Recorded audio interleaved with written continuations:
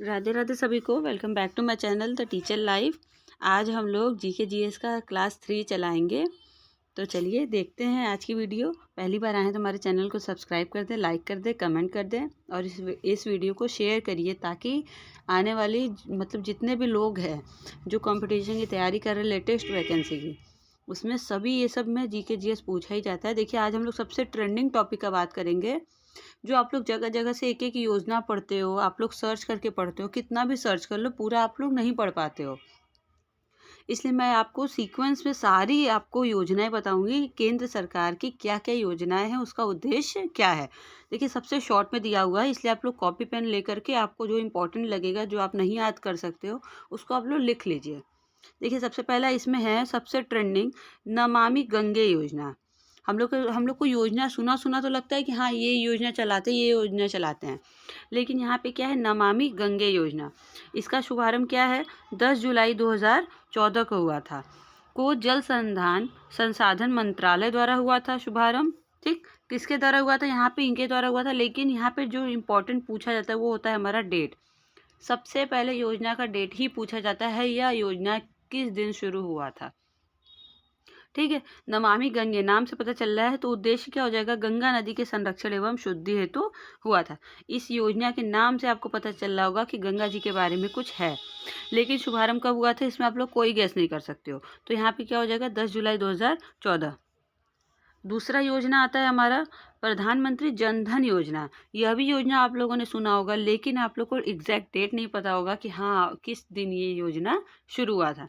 देखिए इसका शुभारंभ दिया हुआ है 28 अगस्त 2014 को। देखिए लाइन से सीक्वेंस से दिया है, 2014 से शुरुआत किया गया है।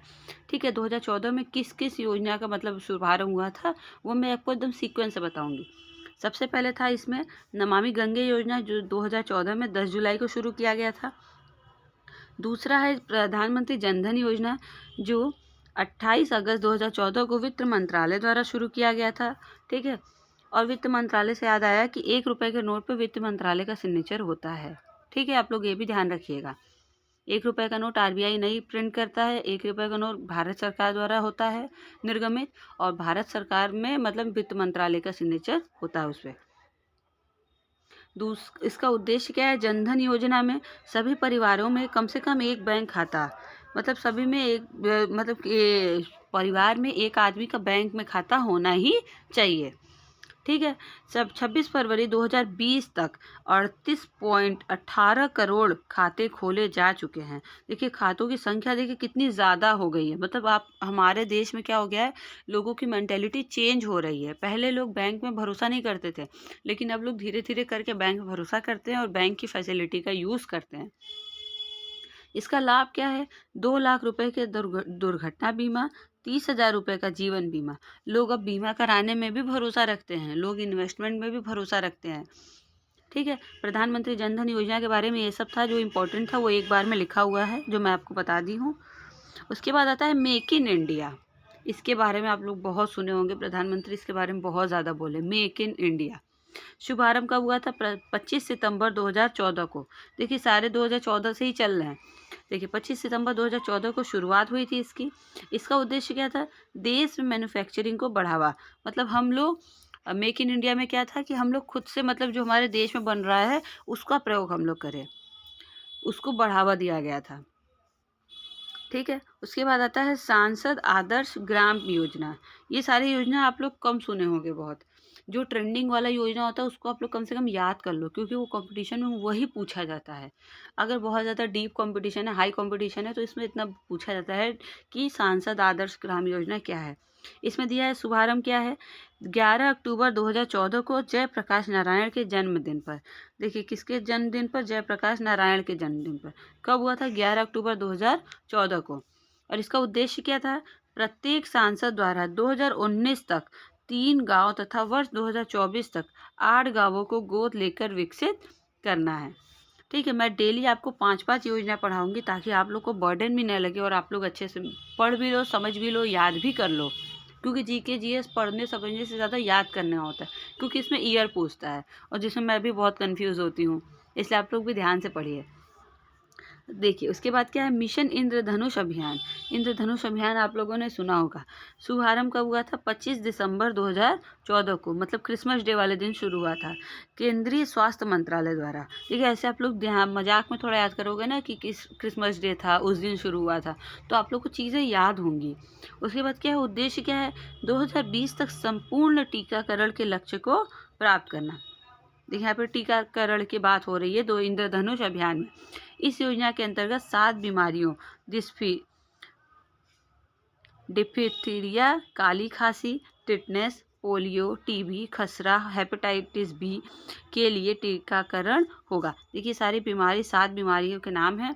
इसके लिए टीकाकरण होने वाला जो मिशन शुरू किया गया था उसका नाम था मिशन इंद्रधनुष अभियान। ये थे हमारे 5 अभियान योजना जो मैंने आपको बताएं। अब हम लोग देखिए सबसे इम्पोर्टेंट देखेंगे, ये आप लोग हमेशा देखते होंगे कि किस दिन कौन सा दिवस मनाया जाता है, वो भी मैं आपको बता दूंगी। वो भी मैं जनवरी मंथ वाइज बताऊंगी हर वीडियो में। जैसे इसमें मैं जनवरी का बता रही हूँ, अगली वीडियो में मैं फरवरी का बता दूंगी। इसमें देखिए जनवरी से रिलेटेड देखिए 4 जनवरी को विश्व ब्रेल दिवस मनाया जाता है। ठीक है, 9 तारीख को प्रवासी भारतीय दिवस मनाया जाता है। 10 तारीख को विश्व हिंदी दिवस मनाया जाता है। देखिए सबसे ट्रेंडिंग है विश्व हिंदी दिवस। मैं एक कंपटीशन में एग्ज़ाम दी थी CUET में, उसमें पूछा गया था विश्व ब्रेल दिवस कब मनाया जाता है। तो ये सारे पूछे जाते हैं, जो पेपर देता है ध्यान से पढ़ेगा उसी वही पास हो सकता है। अब इतना कंपटीशन बढ़ गया है कि आप लोग को जितना नॉलेज हो सके उतना नॉलेज बटोर के पेपर में जाना होता है। देखिए यहाँ पे 4 को बोला जा रहा है विश्व ब्रेल दिवस है, 9 को बोला जा रहा है प्रवासी भारतीय दिवस है। इसी दिन शायद महात्मा गांधी आए थे भारत में हमारे। 10 तारीख को है विश्व हिंदी दिवस है। 12 तारीख को राष्ट्रीय युवा दिवस मनाया जाता है। 12 तारीख को क्या है, राष्ट्रीय युवा दिवस मनाया जाता है। ठीक है, 15 तारीख को थल सेना दिवस मनाया जाता है, भारतीय सेना दिवस मनाया जाता है वही। 23 तारीख को पराक्रम दिवस मनाया जाता है नेताजी सुभाष चंद्र बोस के ऊपर। 24 तारीख को राष्ट्रीय बालिका दिवस मनाया जाता है। एक राष्ट्रीय होता है, एक अंतर्राष्ट्रीय होता है। अंतर्राष्ट्रीय बालिका दिवस भी मनाया जाता है, राष्ट्रीय बालिका दिवस भी मनाया जाता है। ठीक है, तो 24 जनवरी को राष्ट्रीय बालिका दिवस मनाया जाता है। उसके बाद देखिए क्या है, उसके बाद यह है 25 तारीख को राष्ट्रीय मतदाता दिवस मनाया जाता है, वोटिंग डे। 25 तारीख को उसी दिन राष्ट्रीय पर्यटन दिवस मनाया जाता है। 26 तारीख को गणतंत्र दिवस मनाया जाता है, ये तो सबको पता है। 30 तारीख को शहीद दिवस मनाया जाता है, विश्व कुष्ठ दिवस मनाया जाता है। ठीक है, ये थे हमारे एक महीने के में कि क्या क्या मनाया जाता है। जो सारी चीज़ें मनाई जाती है और एक आध जो एक्स्ट्रा होता है वो भी मनाया जाता है, लेकिन जो इम्पोर्टेंट है मैंने उसको आपको एक ही वीडियो में कवर कर दिया है। ठीक है, उसके बाद आता है, देखिए मैं जो ऐसा बताती हूँ कि हर वीडियो के लास्ट में मैं 10-10 करके इसका फुल फॉर्म याद करवा दूंगी ताकि वो भी आप लोग को याद हो जाए। देखिए दिया है पेटा। पेटा का है people of ethical treatment for animals. आप लोग क्लू भी याद कर सकते हो कि हाँ इससे ये था तो यही ऑप्शन में मिल जाता है कभी कभी। NEFRA का मतलब है national finance report authority. RERA का है real estate regulatory authority. FATF का है फाइनेंशियल एक्शन टास्क फोर्स। फिर है UNHRC United Nations human rights council. ठीक, GST का है गुड्स एंड सर्विस टैक्स। देखिए ऑप्शन में कभी कभी गुड्स नहीं लिखा होता है, सर्विस में S लगा देगा, टैक्स में ES लगा देगा, तो ये भी आपको ध्यान देना होता है GST वाले में। उसके बाद आता है Bhim, Bharat interface for money. Bhim UPI भी करते हैं हम लोग, भारत पे भी करते हैं, ऐसे करके जो एप्लीकेशन होता है पेमेंट वाला। एशियन, ये बहुत ज़्यादा पूछा जाता है, Asian association of south east Asian Nations. HTTP का है hyper text transfer for protocol. इसी तरह HTML का होता है hyper text markup language. PCS है प्रोविंशियल सिविल सर्विस। ये थे हमारे 10 तो फुल फॉर्म जो मैं आपको बता दिया। आज के लिए इतना ही, मिलते हैं नेक्स्ट वीडियो में। अगर मेरी वीडियो आपको थोड़ी सी भी इन्फॉर्मेटिव लगी होगी, जो इसमें मैंने कुछ इंपॉर्टेंट बताया होगा, तो आप लोग लाइक कर दीजिए, शेयर कर दीजिए इस वीडियो को, ताकि मैं और ज़्यादा वीडियो बना सकूँ। इससे मुझे मोटिवेशन मिलता है कि आप लोग वीडियो को शेयर करते हो, लाइक करते हो। और प्लीज़ यार हमको सपोर्ट करो, मेरे सब्सक्राइबर बढ़वा दो थोड़े। Thank you.